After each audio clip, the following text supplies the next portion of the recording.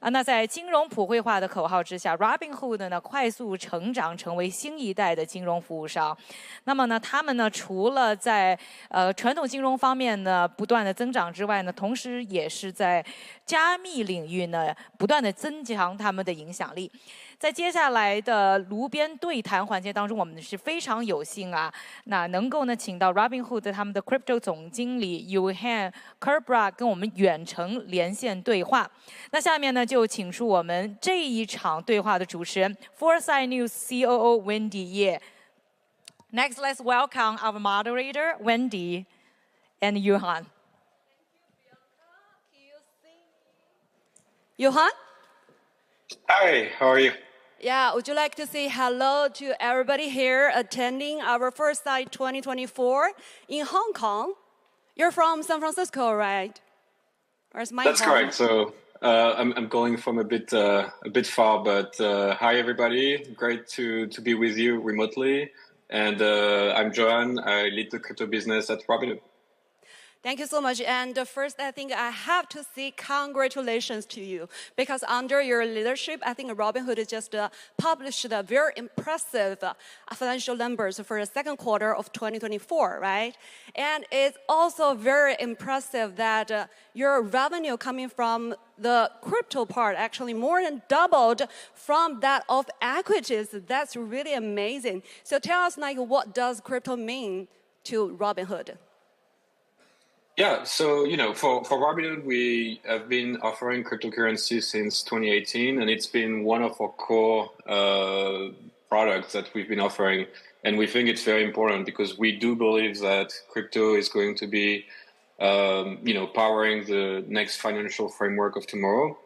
And so we want to make sure that we give the choice to the customer to be able to trade any product that they are interested in. So if they want to use Robinhood to trade equities, or if they want to get interest on cash on the platform, or if they want to trade crypto, they can do it all in one application.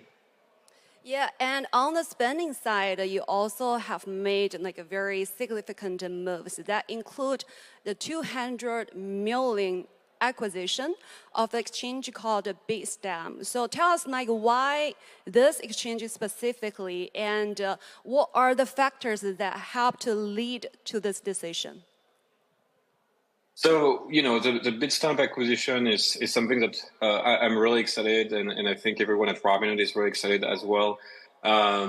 So at this point, we just announced the acquisition, and it will take until next year to really close and be final. But there was really three key reasons for us to acquire Bitstamp. The first thing was international expansion. It's been one of the pillars of Robinhood since last year.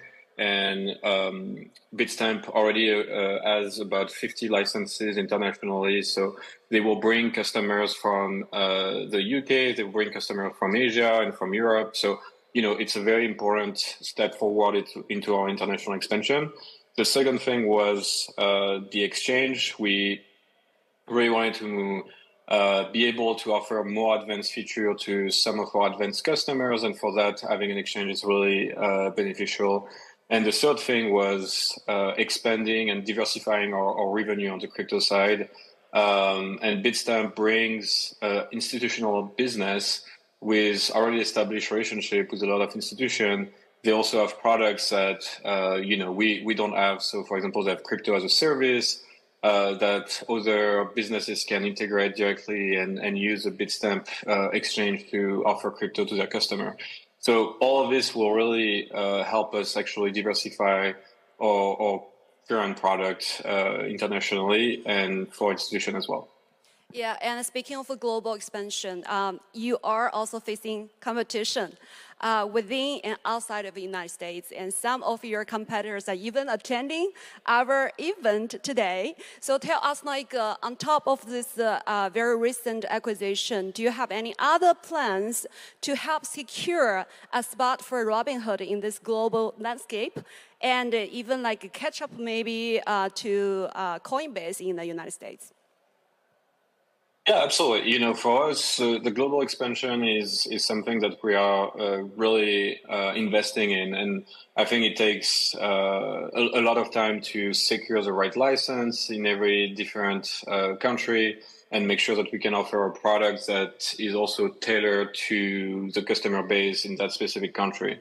So, at this point, we launched Robinhood Crypto in the EU, and we're really focusing on this market. And then with the Bitstamp acquisition, we'll be also able to set foot in more countries.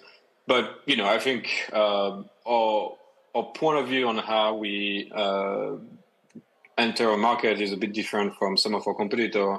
We've been really focusing on building the simple, user-friendly platform that we are known for. We also focus a lot on the lowest cost. So we've been able to offer the lowest cost in average to buy and sell crypto in the EU. And so for us, we're going to keep doing that. And one thing that we do a lot as well is to discuss with our customers in those countries and understand what are the pain points that they see with different products. And then we try to bring that in and make sure that we build something that, is differentiated and is better than the competition. Yeah, in the market of Europe, I think regulation is a kind of a hot or keyword or buzzword or a hot debate. And similarly, in United States, we know everybody is talking about a so-called election effect. In our previous panels, some panelists also talk about that issue. And as we know, crypto seems to have been winning support from both parties in the United States, but still, we're facing a lot of challenges. So what kind of progress regarding to regulators that you are expecting to see in the coming few years, or at least in the next term? Yeah, so Robinhood is a company that has been around for a pretty long time at this point, and so we've been able to work with different type of administration on each side. And on the brokerage side, we're already regulated by FINRA and the SEC. And on the crypto side, we're also regulated by the New York DFS, one of the strong regulator in the US for crypto. So we know how to work under regulators. We know how to engage with them. And so, we are really expecting the dialogue to keep going with the regulator. And we are hoping that, with the change that we have been seeing lately, we will see a bit more discussion and more opening for us to really help, draft some of the bills that are being drafted and bring like a way for a company like us to execute without any uncertainty. So hopefully, we will see a lot of positive change. I think we've seen in the past few weeks a lot of discussion, but hopefully the discussion will actually turn into action at some point. Yeah, I think a lot of topic everybody's talking here is about the market, of course, right? And the Bitcoin price, together with the broader crypto market, actually is on a roller coaster recently. So how do you interpret those kind of performance? Why it's happening? And when do you think we can see another real bull market come soon? Well, I've been in the space for quite some time, and for me, it's always kind of funny to hear when people are saying that Bitcoin is low when it's at $60,000 or something like that. So back a few years ago, we could not even imagine that $60,000 was possible. So it's always interesting for me, but I think for us, we try to stay away from the day-to-day volatility. I think we've been actually, in function since 2018, and we actually launched Robinhood Crypto in February of 2018, which was really like one of the top winter where a lot of people were saying that cryptocurrency were dead and it was over.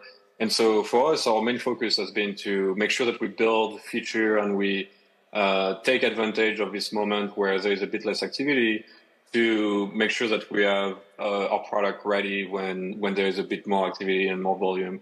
And I think when you zoom out a bit from the day-to-day volatility, you still see Bitcoin going in a pretty interesting trajectory. So I think for me, really, as a lead of the business here, we're already focusing on that, making sure that when there is a lot of volatility, our platform can stand and can support our customers and focusing on building the feature that people are going to use tomorrow. Yeah, so in this kind of a market, do you have any message for our attendees and also some young and retail investors? We know this part of users are actually your major users, and Robinhood is always widely regarded as a favorite for those kind of young and retail investors in the United States. So what are your messages to them? Well, the same as we always do. So at Robinhood, we, like you said, have a lot of new customers that are like new investors and that never used any investment products. So for us, we strongly recommend them to look at our educational module. We have education tools offered in multiple ways. So we have a learn and earn program, for example, where you can learn a bit about a specific currency or about features, and you will get a reward. We also have learn module where you just can discover new ways of doing things. And so, we strongly encourage people to go through those courses to really understand a bit like what are the differences between currencies and what does the volatility mean and these kind of things. And the second thing that we do is really focusing on giving the choice to the customer. So, for example, on Robinhood, you can buy Bitcoin in multiple ways. You can buy the underlying asset on Robinhood Crypto, and you can buy and sell it, transfer it if you're eligible to transfer.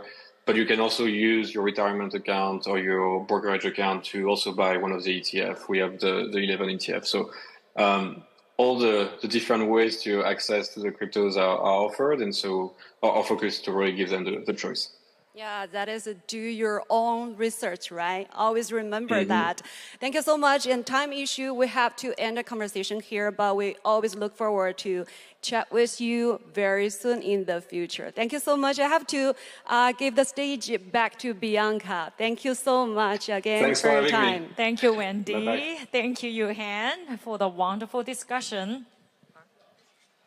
And also, you can tell our conference is very decentralized. You can be everywhere and participate in this conference. 可以看到呢，我们也是一个